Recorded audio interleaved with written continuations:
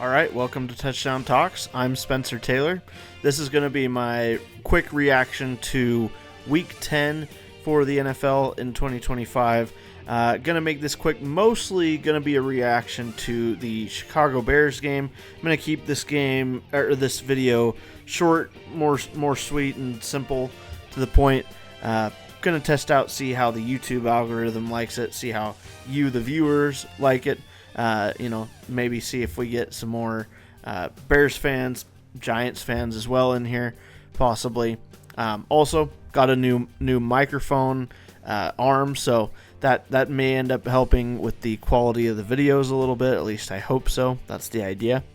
But before I get into it, I do want to ask, please hit subscribe if you are interested in further NFL content.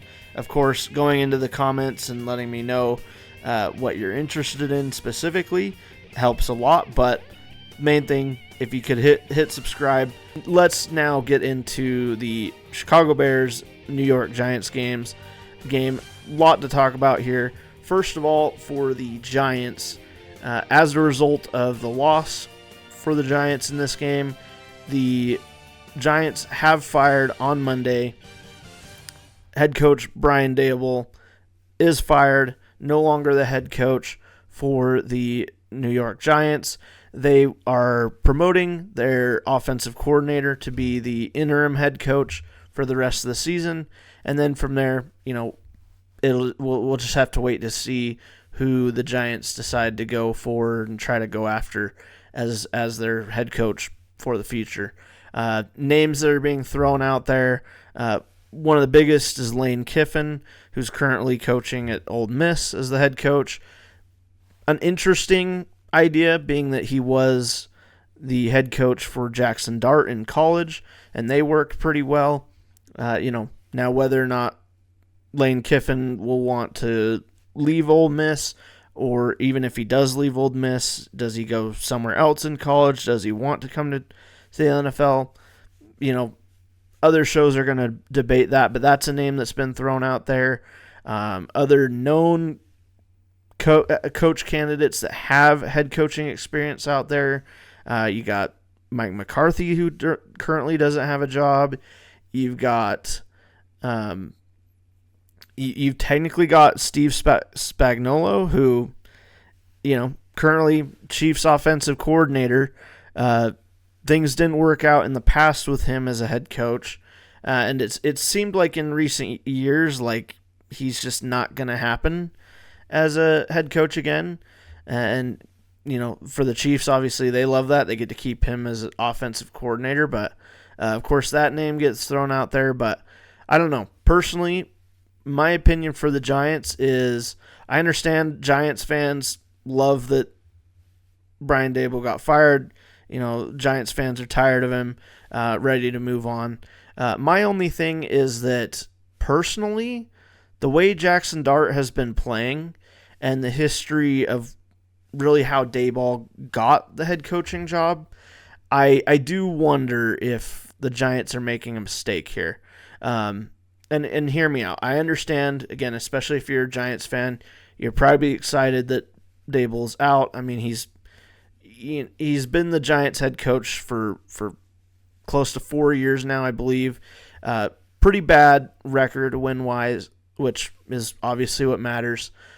He did win Coach of the Year in his first season with the Giants, but, winning Coach of the Year seems to be semi-cursed. I mean, the last 5 out of the last 10 Coach of the Year award winners are no longer with the team. Or actually 6 of them are not with the team that they won it with in the last 10 years, and now including Brian Daboll. But my thing is with firing head coaches is I feel like sometimes certain NFL franchises just fire head coaches and fire GMs just for the sake of changing something up without necessarily having a good follow-up plan to that.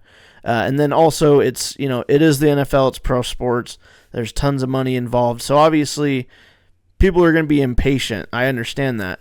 And I'm not saying that Brian Daboll should have been kept necessarily. But for one, I do think I don't really think firing head coaches mid-season is really the greatest move for any team. I mean, I know Chicago Bears did it last year. Teams do it all the time, but we tend to see the same teams year in and year out firing a GM, firing the head coach, drafting a new quarterback, and then repeating the cycle. Or maybe they do 2 or 3 of those all in the same year. Which if anything, in my opinion, that's actually preferred. If you can do new GM, new head coach, and then draft a quarterback, if you end up happening to be in that scenario, I think that would be more ideal. Whereas, again, like with the Bears, the cycle they've been in for the past 10, 15 years, thankfully, I think the Bears may have made the right moves now to where they're not going to have to continue with that cycle. But, they fire the GM, hire a new one, go a year, fire the head coach, hire a new head coach, go one more year, draft a new quarterback. That quarterback doesn't look good, fire the head coach, keep that same quarterback for another year. Just an endless cycle of replacing coach, quarterback, GM, all one at a time. And again, we see these same teams doing it year in and year out. It's the Giants, the Bears, the Jets, the Browns, the Titans, all these teams, they're quite often looking for a coach, looking for a quarterback, looking for a GM. Tough job to do to get the right people in there for each of those. But my thing for the Giants with firing the head coach mid-season is that one concern that you could have is that if the interim head coach comes in and maybe the Giants win a couple games here, they get a bit of a morale boost just because of the excitement of having a new coach at the helm, and players that, especially those on offense who have been working with this guy as the offensive coordinator, they might want to play out and show up to support the interim head coach, and maybe you get an upset win or two. And then what happens at the end of the season when fans are clamoring for, hey, we got that upset win. Let's just hire that guy. And some teams, some ownership groups will listen to that pressure and then just decide, rather than spending a bunch of money on a actual good head coaching candidate, we'll just give a little bit of money to this interim head coach to keep him as the head coach. Which a lot of times historically has just not worked for teams. I'm not saying that that's what the Giants are automatically going to do, whether they win some games or not, but I just don't see too many benefits to firing your head coach mid-season, other than for the sake of just appeasing fans short-term.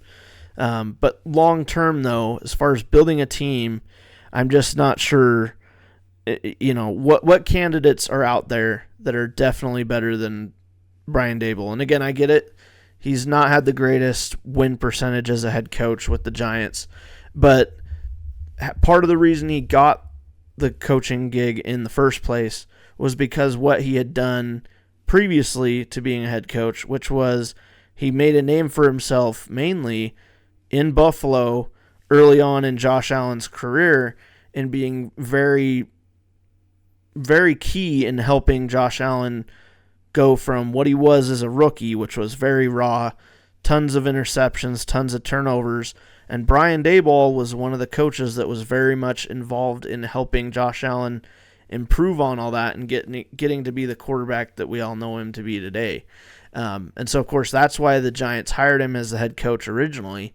And so Daboll may not be the best head coach.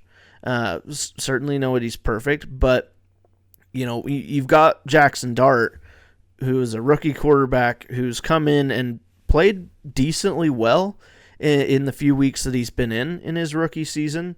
And I just wonder, how much having Brian Daboll, a guy who has a history as a quarterback's coach, how much does losing him hurt the development of Jackson Dart going forward? And again, especially with the question of who are you going to get to replace Brian Daboll. And that's part of why a name like Lane Kiffin is at least interesting to consider. Again, I don't know if Lane Kiffin would be interested or if that's even somebody that the Giants will go after or not. But, for the Giants, you've got Jackson Dart, who has looked exciting, did sustain a concussion in this game against the Bears. You got Malik Neighbors, you got Cam Scatterbo. Really, with those three, you got three really young offensive talents. You've got a really good, you got a really good defensive front. On the defense, the Giants have a pretty good defensive line. They've got some other stars around on the offense. They got guys like Wan'Dale Robinson, who's a pretty good receiver. Darius Slayton had a pretty good week. Theo Johnson at tight end looked pretty good this week for the Giants, and recently this season he's been looking good. So the Giants have some pieces. The biggest concerns with Cam Scatterbo and Jackson Dart, of course, is their play style, and you might want to get a coach who can try to help those two, especially Jackson Dart as your quarterback, help them learn to play a little bit more safe, at least as they go throughout their career. Otherwise, they're just going to be hurt too often and not available enough for you. But yeah, so that's my concern for the Giants with firing Brian Daboll, is that, you fired him mid-season. I don't really see the benefit to firing now versus firing him in a month and a half when the season's over. There were the reports that apparently the Giants had considered firing Daboll after week 7. So once those reports came out and came from multiple sources, it was pretty clear that it was quite possible he was going to be fired mid-season. And of course, it happened this week. And after a pretty heartbreaking, disappointing loss for the Giants, this was their 4th loss this season, where they had a double-digit lead of at least 10 points or more going into the 4th quarter, and they lost the game. And this one up against the Bears. Going into the 4th quarter, the Giants were leading, and really for most of this Bears-Giants game, I'll kind of get into it now. Giants controlled the game. While Jackson Dart was in and playing, he was playing pretty well. The run game was working pretty well for the Giants against a Bears defense that very much struggles at stopping offenses, just, as far as allowing yardage. The Bears defense is really good at creating turnovers, but as far as just getting traditional stops on first, second, and third downs, the Bears defense does struggle with that, and especially against the run, they are struggling. They've got injuries on a lot of key spots, especially in the secondary, and then just a front seven of the defense that's not the best, really. So yeah, the Giants were really taking advantage of that for most of the game, and especially with the style of quarterback that Jackson Dart is. He was second highest in running for the Giants by the end of the game. Probably would have led the Giants in running had he been able to stay in the game. But really the turning point for the Giants was late in the third quarter. They're driving down the field, and they get into Bears territory. They're pretty much driving at will, and Jackson Dart goes for a run off the left side, runs to the Chicago 21 for 7 yards, and is tackled by C.J. Gardner-Johnson and fumbles the ball, and that is recovered by Nashawn Wright for the Bears, and Bears take over the ball there. And that same play, Jackson Dart sustains a concussion, ends up later being taken out for the rest of the game, and later the Giants would have to put in Russell Wilson. But, I will say for the Bears, C.J. Gardner-Johnson, huge pickup at the trade deadline last week. They traded for him, and C.J. Gardner-Johnson instantly made an impact on defense. So I loved to see that. He actually led the Bears defense in basically every individual defensive stat. 9 total tackles, 7 solos, 2 sacks, and the forced fumble. So huge contributor on defense there from a player who just got to Chicago this past week. So loved to see that for the Bears defense. That could end up helping them. But, even with him, even with his contributions on defense, this Bears defense really was struggling while Jackson Dart was in. But as soon as Jackson Dart went out and fumbled that ball away, the momentum quickly shifted in Chicago's favor. So off the field, or off the fumble attempt, the Bears go down 8 plays, 80 yards, end up settling for a field goal to be down 17-10, and so then they go into the fourth quarter only down 7. But then on their next drive, the Giants come back out on offense, and this was the somewhat interesting thing, is Jackson Dart did actually come back into the game for a play or so. Then he was taken off the field and examined for a concussion. And that was when it was decided that, he needed to be taken out of the game. Bit interesting that he was allowed to go back in for a play before that was decided. But he got pulled, and pretty much as soon as he got pulled and Russell Wilson got put into the game, the vibe around the Giants just was visibly different.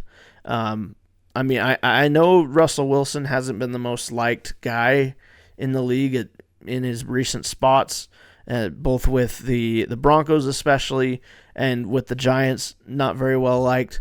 By all accounts, not really liked with the Steelers either in his short time there.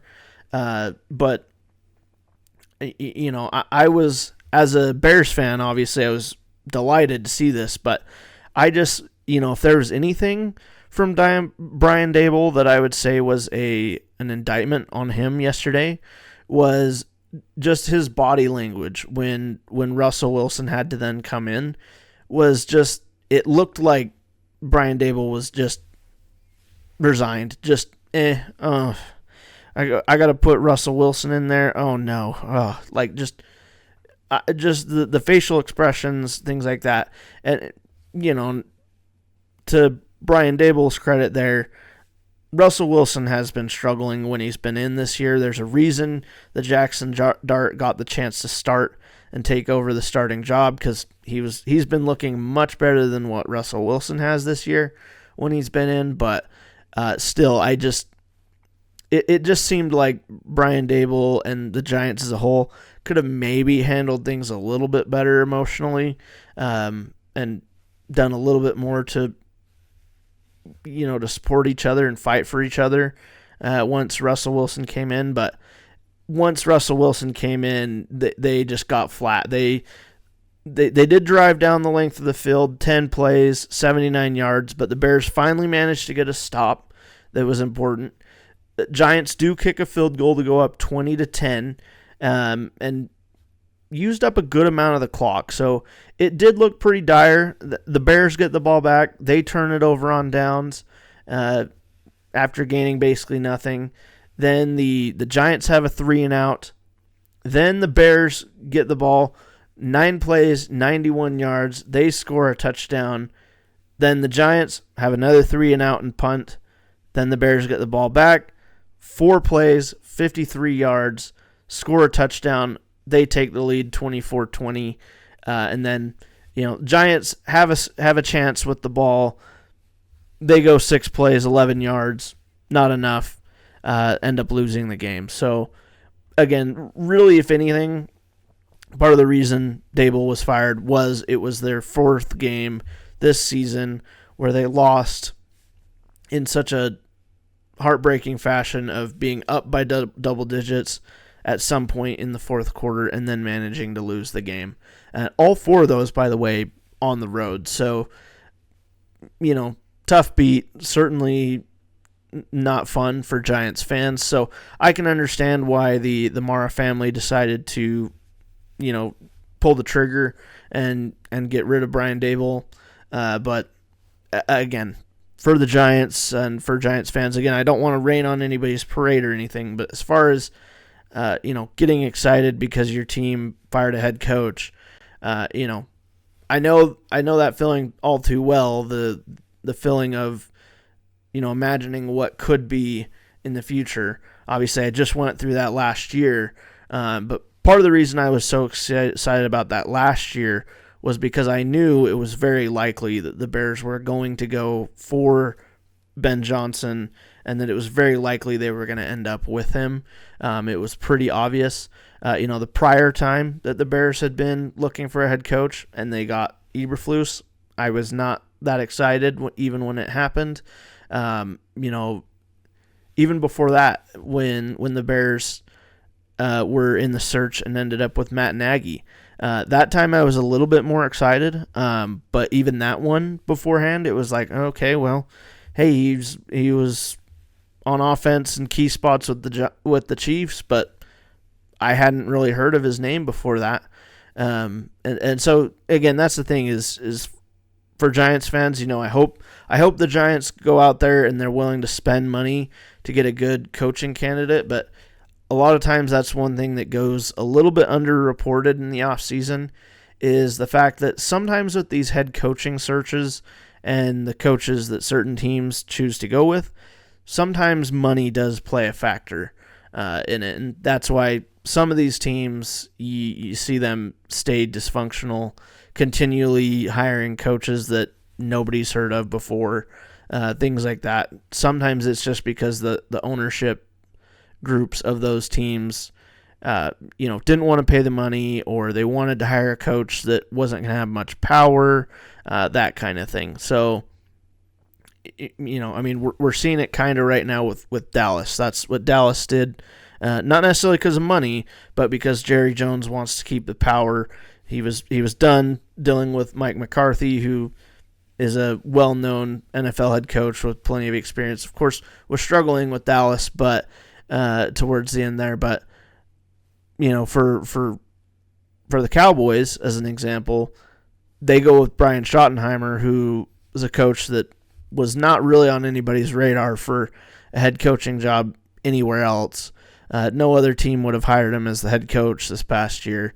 And the Cowboys went with him. And, Cowboys, whatever, they're on the bye. I'm not going to talk too much more about the Cowboys. But it's head coach hirings like that where, again, like Eberflus for the Bears before, he was a coach that when the Bears hired him, I had not heard of him before he got the Bears job. Once I heard of him, I did my research and found out, he's had some okay years as the defensive coordinator for the Colts. So as a fan, of course, I thought, all right, I'll hold out hope and hope that it works out. Which of course for the Bears and Eberflus, it did not. And it is not going well for him as defensive coordinator now with the Cowboys. But again, for Giants fans, best hope I could give you is that Jackson Dart, Cam Scatteraboo, Malik Neighbors are able to get healed up at least for next season. Of course, Jackson Dart's not out for the year, but of course for the Giants, you're at 2-8. You just fired your head coach in Brian Daboll, who again was an offensive head coach who was hired for his work with quarterbacks. So obviously not much hopes left for you this year as far as any kind of success or really much development for Jackson Dart. Personally, if I was a Giants fan, I think I probably would be cheering for and hoping for the Giants to hire either Lane Kiffin or I don't really know. This is going to sound crazy, especially to Cowboys fans, but if I was a Giants fan, I'd almost be kind of interested in Mike McCarthy. Again, Dallas just fired him, but in his time with the Packers and with the Cowboys, plenty of winning seasons, including with the Cowboys, multiple seasons where they got to 12 wins. So it's not like McCarthy had a bad stint there with the Cowboys. Last year was not great for the Cowboys and Mike McCarthy, but the previous years that he was there for a bit with them, the Cowboys, had some bad outings in the playoffs, but otherwise, McCarthy, not the worst coach, and certainly one that at least has experience as a head coach. Again, I don't feel like this year, in this cycle of available head coach candidates, I just don't see there being too many big names as far as ones that would be new head coaches, like a Ben Johnson. I don't really know of any big names that are really that big at the moment as far as that kind of stuff goes. So we'll see how that goes for the Giants. For the Bears, my thoughts on this game, obviously, a little bit disappointing that it was that close and that it was that much of a heart-pumping game all game, but that's the life of a Bears fan. We seemingly can almost never have an easy game, even in a game where we're favored against a team that's struggling. But the good thing as a Bears fan is this year, it feels like the first year ever in my lifetime, we're winning a lot of these games. Yes, it's being made more tough than it feels like it should be in some of these games, but in the end, we're actually winning them. This game against the Giants, the game against the Bengals, the game against the Ravens, we did lose, but these games, the Bengals won, the Giants won, a few other games that the Bears have won, the Raiders game. Those are three games, for example, this season that in past years, like last year under Matt Eberflus, those are not games the Bears would have won, especially being that a couple of those games were on the road. The Bears were atrocious on the road with Matt Eberflus, and actually, the Bears are now at 6-3. They've already won. The last time they had a record like this was 2018. By the end of week 10, that's the last time the Bears had a record of 6-3 or better. So, for the first year of Ben Johnson, I'm very impressed. Now, the Bears have had a fourth place schedule. They were last in their division. So, a lot of these teams that have weak schedules, generally they have weak schedules because they earned them for the most part. And so, the Bears are one of those. Yes, they have had a weak schedule.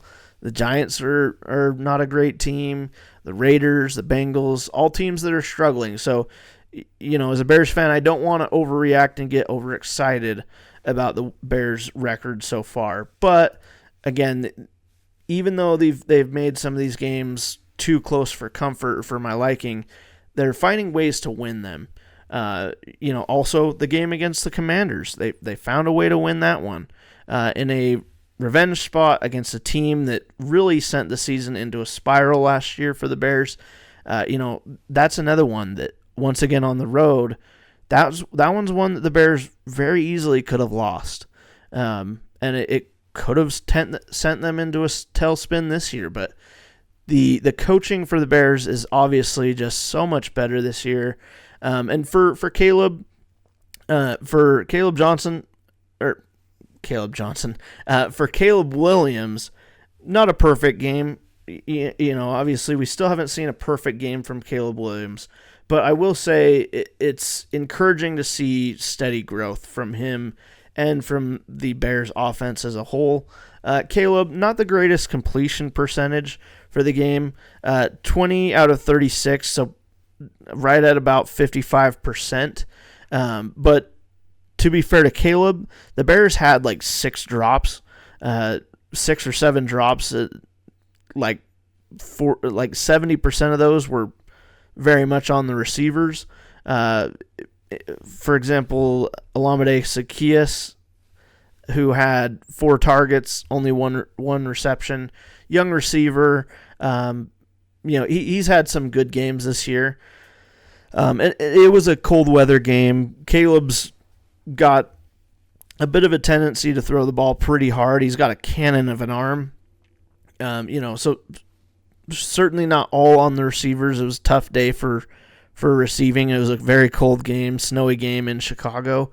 But for Caleb, you take the completion percentage out, or even if you take that and say you give him 2-3 completions, he's closer to 60%. Still not great, but 220 yards passing, 1 touchdown, and then on the ground he had 8 carries for 63 yards and 1 touchdown, and not sacked a single time. That was another part of Caleb's game this week that was really good to see. That is probably the area that Caleb seems to have improved the most on this year. Some of the credit there goes to the offensive line being much improved, but also Caleb, he still has the tendency to, start doing loop-de-loops and, trying to escape the pocket, sometimes a little too early, but for the most part, and Ben Johnson talked about this in the post-game press conference and on Monday in his post-film watching press conference. He said that he was impressed with Caleb's ability to feel pressure and has been this season. And he said he's been very encouraged in Caleb's progression throughout this year at getting better at knowing when to run, knowing when not to run.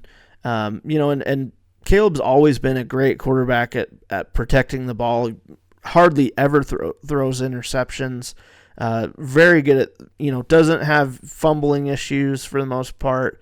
Again, really for him in the past, it's been taking sacks that were unnecessary, that would lose a bunch of yards, and being inaccurate with throws. And he had a couple of those as well, but, especially with the avoiding sacks, he did a great job against the Giants, who do have a good defensive front. And that's the thing. There were a ton of plays where the Giants defense did get to Caleb and did pressure him, and he every time managed to escape, managed to spin out of a tackle and run, and either get a gain for a run or get a chance to throw the ball away.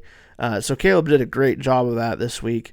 And the Bears offense, especially in the run game, looking more and more every week like what we expect out of a Ben Johnson offense. Some occasional trick plays, some good play action, a lot of it led by a good run game with a good offensive line and a two-headed backing core. Currently with DeAndre Swift, who did come back this week for the Bears, and Kyle Monangai. Both of them had pretty good days, both averaging at least 4 yards a carry.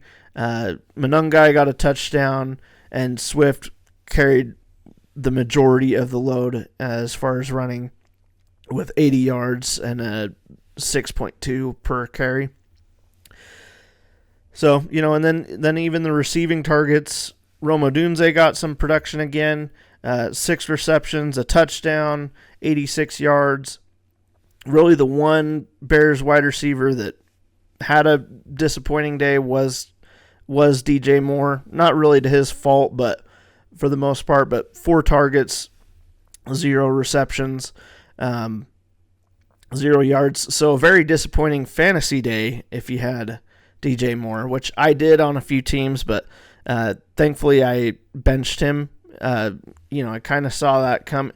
I didn't see a 0 coming for him, but thankfully on all the teams that I did have DJ Moore, I had better options that have been a little bit more reliable week to week.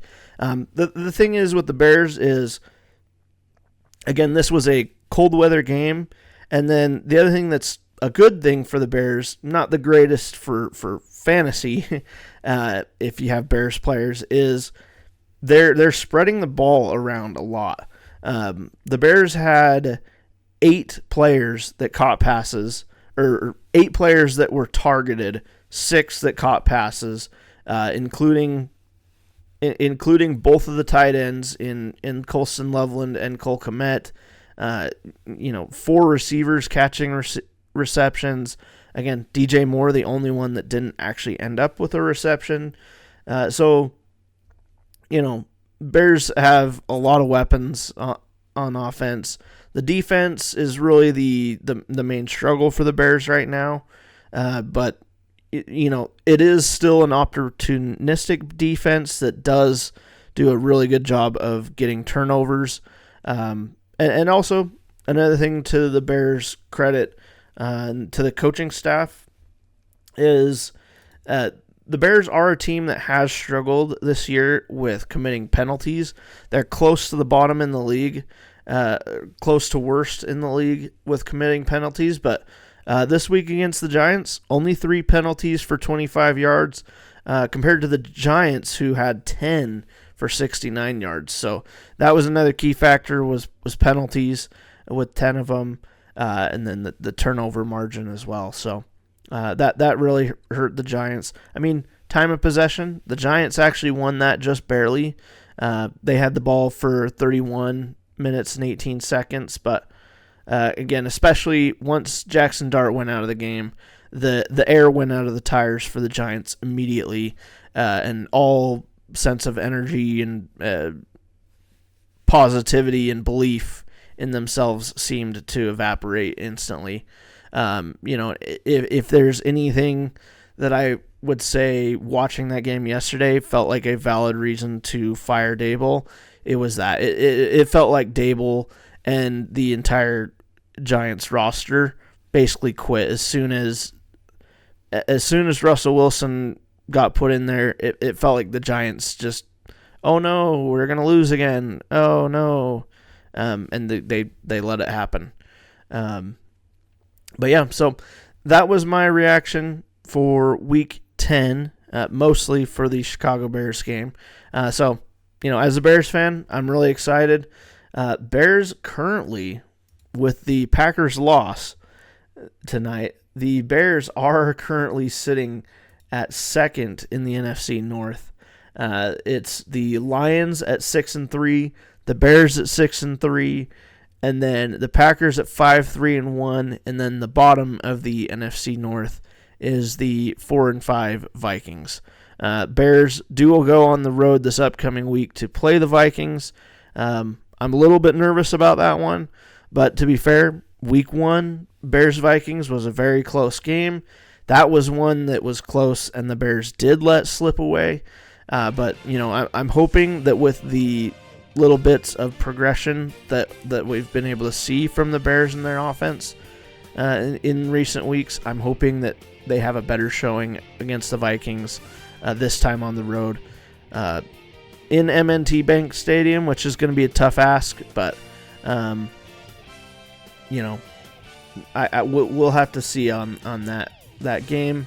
It'll be an early window game, but and my apologies, I said M&T Bank Stadium, wrong stadium, U.S. Bank Stadium.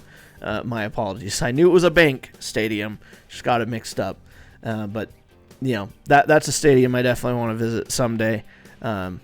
Seems like it would be a tough place to play on the road. So I'm a little bit nervous about that game against the Vikings, but at least for now, Bears have a good record, 6-3. So as a Bears fan, not going to apologize to anybody. It's been a long time since the Bears have had this good of a record this early in the season. So we'll have to see how they can hold on to it. They've got a tougher bit of the schedule coming up for the rest of the way. So, but yeah, if you got this far, I appreciate you. Don't forget to hit like on the video, and I will see you in the next one.